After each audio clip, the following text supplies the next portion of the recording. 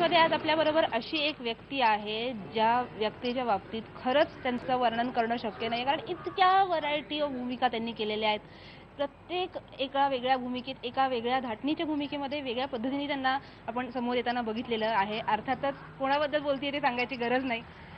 Sir, मला आठवतंय की आमच्या लहानपणी आम्ही तुमचे सिनेमे जेव्हा बघायचो, सचिन पिळगावकर. तुमच्या लहानपणी मी एवढा मोठा नाही, पण माझ्या लहानपणचे हे सिनेमे आहेत एवढं नक्की.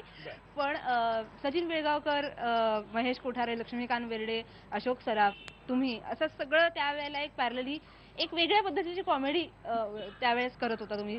आणि त्या लव्ह स्टोरीचा त्याच्यावर रॉमकॉम साधारण असायचं ते. तो सगळा काळ आज कसा आठवतोय तुम्हाला? कारण तिथपासून आतापर्यंतचा प्रवास, हे खूप सगळे टप्पे आणि खूप बदल तुमच्यामध्येही घडवणारा ठरला असणार आहे. कसं, पहिल्यांदा मी नाटकातून आलो, टूरमध्ये आलो पहिल्यांदा.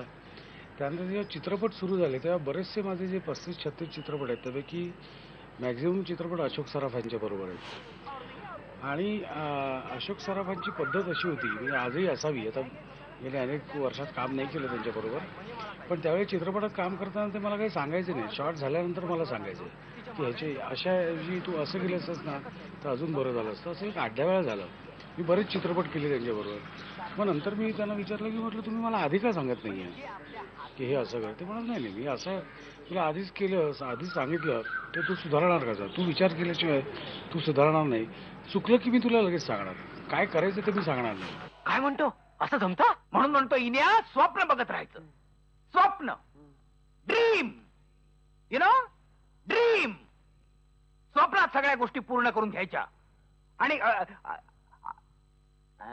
पण सर, त्यानंतर जसं तुम्ही उल्लेख केला, गेला माधव कुणीकडेच्या नंतर तुम्ही फुल टाइम थिएटरकडे वळलात. एका लग्नाची गोष्ट, गेला माधव कुणीकडे, थिएटरच्या माध्यमातून लोक तुम्हाला पाहायला लागली आणि तुमची नाटकं, म्हणजे मला असं वाटतं की कुठलंही नाटक हाऊसफुल झालं नाही असं झालं नसेल तुमचं. गेल्या इतक्या वर्षांमध्ये तुम्ही थिएटर करत होता, ते आत्तापर्यंत, अगदी अलीकडेपर्यंत तो अनुभव. कारण थिएटरपासून सुरुवात झाल्यानंतर पुन्हा सिनेमाकडे वळल्यानंतर पुन्हा थिएटरकडे जाणारी माणसं खरं तर कमी आहेत हल्ली. हे खरंच तुमच्या बाबतीत म्हणजे सॅल्यूट करावं अशी गोष्ट आहे. नाही, मला खरं सांगू का की एका वेळी 2-3 दगडावरून पाय ठेवायला आवडत नाही. म्हणजे आता सुद्धा तू बघितलं असं मी हिंदी सिरियल मी घेतली, त्यानंतर मी नाटकं बंद केली. म्हणजे आता ती हिंदी सिरियल संपल्यावर मी आता नाटक करीन सुद्धा. पण एका वेळी एक काम केलं ना की ते फुल कॉन्सन्ट्रेशननं करता येतं, डेडिकेशननं करता येतं. आपल्या सहकलाकारांना आपल्याविषयी एक विश्वास वाटतो की बाबा कसं आहे, 2 ऑप्शन तुम्ही ओपन ठेवली ना, दोन्ही ऑप्शन म्हणजे नाटक, चित्रपट आणि सिरियल, ही तिन्ही ऑप्शन तुम्ही ओपन ठेवली की तुम्ही दिल से काम करत नाही असं मला वाटतं वैयक्तिक. 2 ऑप्शन बंद केले आणि एकावरच तुम्ही अवलंबून जेव्हा राहता ना तेव्हा तिथे तुम्ही जान लगा के काम करता. कारण हे जर बंद झालं तर कसं जगायचं असा एक प्रश्न डोळ्यासमोर असतो. त्यामुळे मी 3 गोष्टी एकदम करत नाही.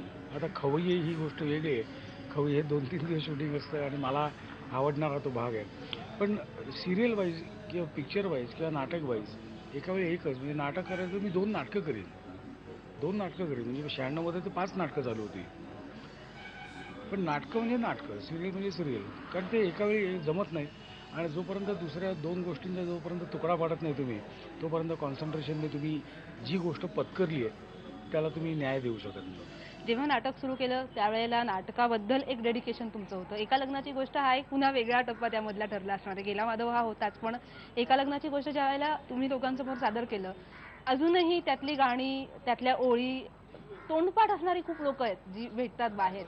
काय हे वेगळं ॲप्रिसिएशन आहे की सिनेमामधनं समोर आलेला चेहरा तो नाटकामुळे माहीत होतो पुन्हा? नाही, मी चित्रपट कलाकार आहे असं कॉन्फिडेंटली नाही म्हणू शकत. मी नाटकातला कलावंत आहे. कारण म्हणजे आज आता जवळजवळ 11,300च्या जवळपास प्रयोग झाले माझे. आणि तू म्हणतेस ते बरोबर आहे की गेला माधव कुणीकडे, त्यानंतर 4 दिवस प्रेमाचे, प्रियतमा, लेकुरी उदंड झाली, बेदुणी 5, एका लग्नाची गोष्ट, ही सगळी नाटकं एकापाठोपाठ एक आली. त्याची क्वालिटी चांगली राहिली. सुदैवाने मला चांगले लेखक मिळाले, चांगले निर्माते मिळाले, चांगले दिग्दर्शक मिळाले आणि पूर्ण टीम चांगली झाली. माझ्याबरोबर जेवढे कलावंत होते त्यातला कुठलाही कलावंत सिरियलमध्ये अडकलेला नव्हता. आणि सिरियलमध्ये अडकलेला नसल्यामुळे माझ्या नाटकाचं कसं आहे की नाटक जेव्हा चालायला लागतं आणि त्याचवेळी जर एखाद्या कलावंताने सिरियल घेतली तर नाटक बंद पडतं. पण सुदैवाने माझ्याबरोबरचे सर्व कलावंत हे फक्त नाटक वेडे असल्यामुळे ह्या नाटकांचे अनेक प्रयोग झाले आणि जसजसे अनेक प्रयोग झाले तसं अनेक लोकांनी बघितलं आणि थोडासा बरा गातो, त्यामुळे अशोक पत्कीनी माझ्यावर मेहनत घेतली, त्यामुळे माझ्या यशामध्ये सगळ्यांचाच वाटा आहे.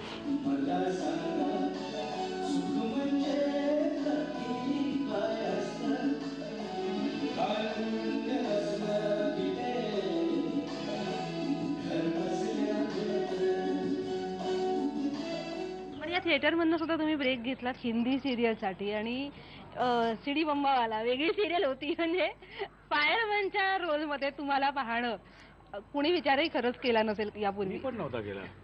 कसं आहे, मला जेव्हा विचारलं तेव्हा मला खरं म्हणजे माझा विश्वास बसला नाही की एक हिंदी सिरियलमध्ये मेन रोल. बरं, तो जो आमचा डायरेक्टर आहे धर्मेश मेहता, तो सुद्धा नाटकवालाच आहे, त्यामुळे तो माझं नाटकातलं काम तो जाणून होता, त्यामुळे त्यांना मला विचारलं तेव्हा मी सुद्धा 2 मिनटं विचार केला, घरच्यांशी बोललो, सहकलाकारांशी बोललो आणि म्हटलं करावं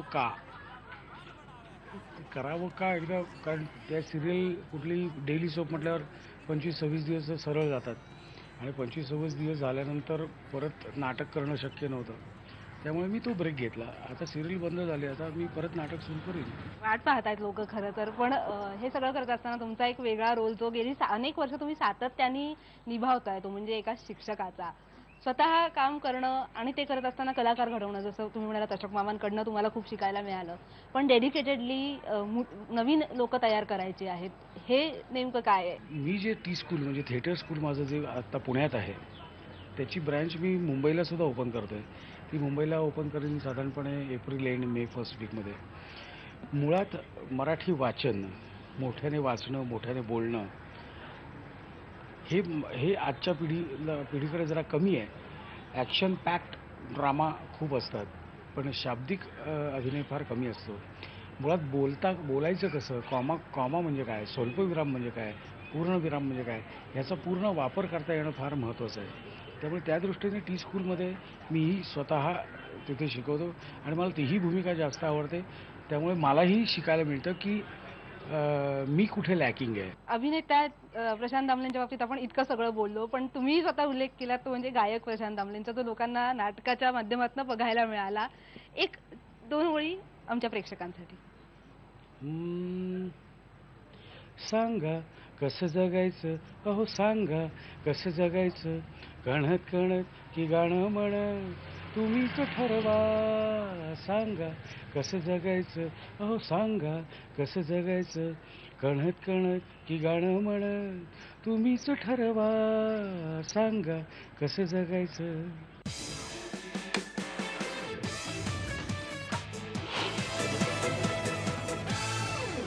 एक मेहनती डान्सर ते एक यशस्वी कोरिओग्राफर असा उत्तुंग प्रवास करणारी फुलवा खामकर आज आपल्या सोबत आहे.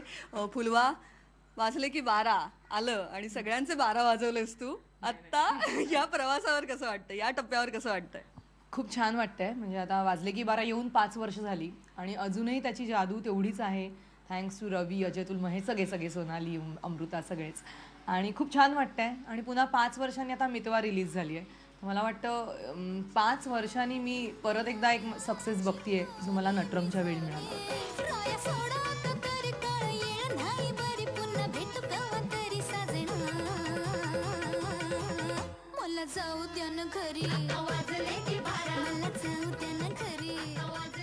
हा प्रवास आहे, हा खूप आधीपासूनचा आहे. एक डान्सचं पॅशन आणि मग पूर्ण एक करिअर. तर कशी ही सुरुवात होती, याहीबद्दल आम्हाला जाणून घ्यायला आवडेल.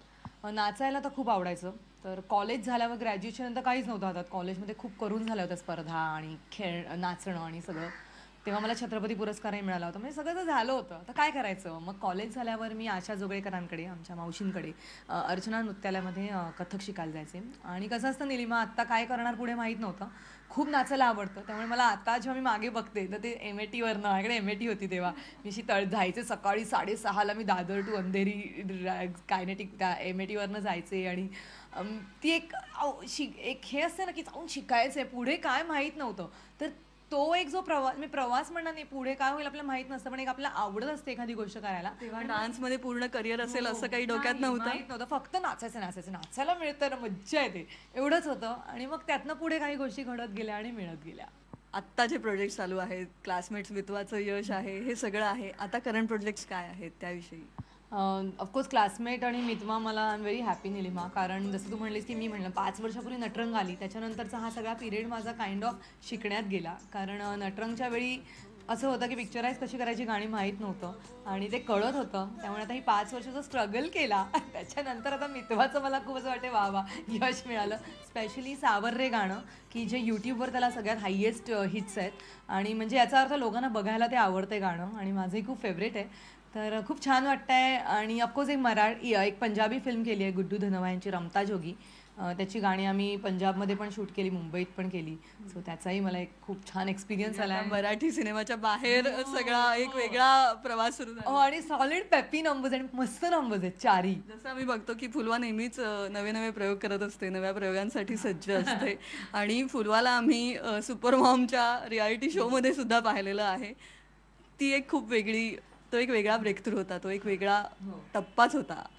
त्याबद्दल थोडं. सुपर मॉममध्ये जेव्हा मी परफॉर्म केलं, खूप जणांना आवडलं पण नाही कशाला जातेस वगैरे, पण मला खूप मजा आली. एक तर मला नाचायला आवडतं, एक व्हरायटी म्हणून, आणि पुन्हा आय एम अ मदर म्हणून मी त्यात भाग घेतला होता आणि I really enjoyed that. It was fun doing it.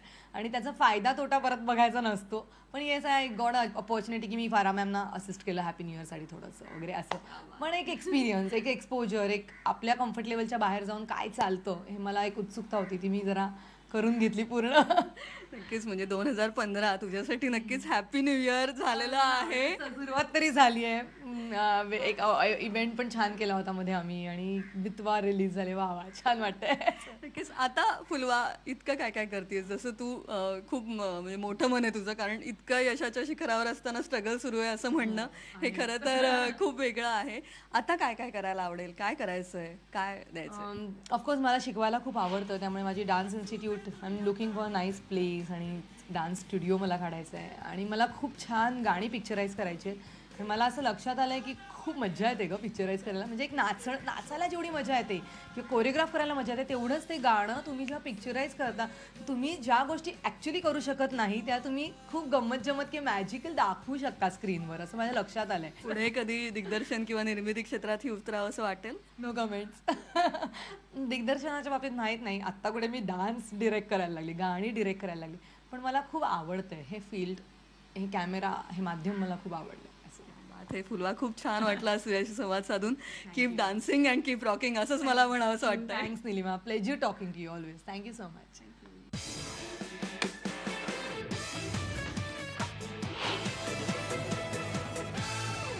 आपल्यासोबत आहेत जागतिक कीर्तीचे नाटककार डॉक्टर सतीश आळेकर. सर, आज भारत रंग महोत्सवात आम्ही तुम्हाला गाठलेलं आहे आणि हा महोत्सव आता दिवसेंदिवस कक्षा रुंदावत चाललेला आहे. यंदाचं वातावरण कसं वाटतं आहे, हा अनुभव यंदाचा कसा आहे? भारत रंग महोत्सवाचं हे 17वं वर्ष आणि जवळपास गेली 17 वर्ष याच्याशी मी संबंधित आहे. जगभरातले अनेक आंतरराष्ट्रीय ख्यातीचे दिग्दर्शक, ड्रॅमॅटूर, समीक्षक यावेळेला इकडे येतात आणि त्यांना भारतातल्या जवळपास 14 भाषेतली 84 नाटकं बघता येतात एकाच ठिकाणी, एका पंधरवड्यामध्ये. आजचा वर्ल्ड थिएटर फोरममध्ये आज विषय होता ब्रेकिंग द बॉर्डर्स. जसं म्हणतो की कलाकृती आणि प्रत्येकाला अभिव्यक्ती स्वातंत्र्य हे सर्वात महत्त्वाचं आहे, जसं खूप मोठं काम झालेलं आहे याबद्दल. तर आजचा हा विषय आणि आत्ताची रंगभूमी याचं अत्यंत मोठं रिलेशन आहे, तर याबद्दल? यांच्या सेमिनारची थीम अशी होती की ब्रेकिंग द बॉर्डर्स. म्हणजे पूर्वी कसं होतं की नाटक लिहिणारा मनुष्याच्या भोवतीच ते नाटक फिरायचं. त्यातला नाटक लिहिणारा सगळ्यात मोठा आपल्याकडची जी मराठी नाटकाची परंपरा आहे की प्लेराईट ओरिएंटेड थिएटर, नाटककार प्रधान रंगभूमी, ही आपली परंपरा आहे. की अगदी गडकरांच्या काळात सुद्धा गडकरी नाटक लिहित असत आणि तेच तालीम मास्तर, म्हणजे तेच नाटक बसवायचं होते. दिग्दर्शकाची कल्पना त्यानंतर आली. महाराष्ट्रामध्ये दिग्दर्शकाची ही परंपरा के नारायण काळे किंवा त्याच्यानंतर विजया मेहता, दामू केंकरे यांनी ही परंपरा ही जास्त समृद्ध केली, ही आधुनिक केली.